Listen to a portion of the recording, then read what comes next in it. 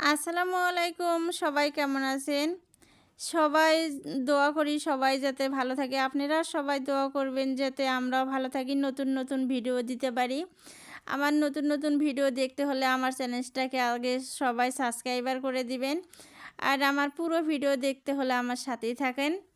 আমি আজকে এর তরকারি রান্না করব সেরামপুঁটি মাছ দিয়ে। তা আমি মাছটা মাখিয়ে নিছি।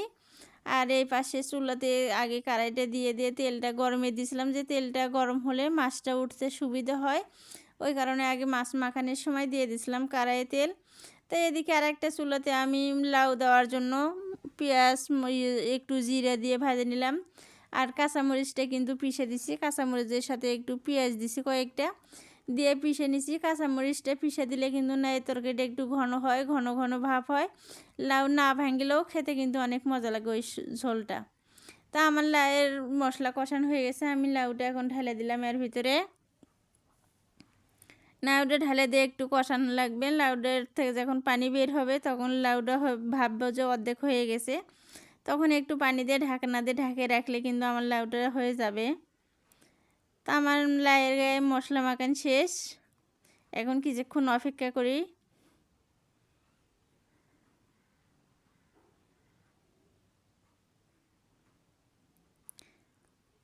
এখন আমার নাউটা কিন্তু হাফ হয়ে গেছে, প্রায় অর্ধেক অর্ধেক হয়ে গেছে। আমি দিয়ে দিলাম হলে শলুপের পাতা। শলুপের পাতা কিন্তু নাউ রান্না করার অনেক মজার একটা জিনিস এটা।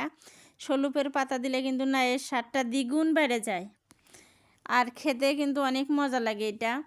তা আমার মাছটা ভাজা হয়ে গেছে, লাউটাও বলক এসে গেছে। আমি একটু পানি দিয়ে দিছি, লাউয়ের পানি তো ছিলই, আর একটু পানি দিয়ে দিছি যাতে যেটুক মাঞ্জি শক্ত আছে ওইটুক সিদ্ধ হয়ে যাবে। তা আমার মাছটা ভাজা শেষ, আমি এখন তরকারির ভিতর মাছটা দিয়ে দিলাম। মাছটা দিয়ে কিছুক্ষণ নাড়াচাড়া করি, কারণ মাছের গায়ে লাউ মাছ এক জায়গায় হয়ে যাক, আর ঝাড়ে বলক না আসা পর্যন্ত তো ভালো হবে না। জোরে একটা বলক ওটা লাগবে, তারপরে যে তরকারিটা আমার হয়ে যাবে।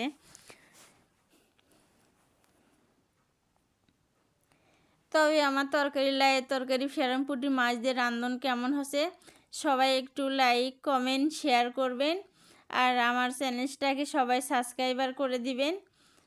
এটাই ছিল আজকে আমার রান্না দুপুরকার। এটা দিয়ে দুপুরে রান্না করছি, আর হলো একটু মুরগির মাংস ভাজি করছি। তবে আমার রান্নাটা কেমন হচ্ছে সবাই একটু বলবেন কমেন্টে। আল্লাহ হাফেজ।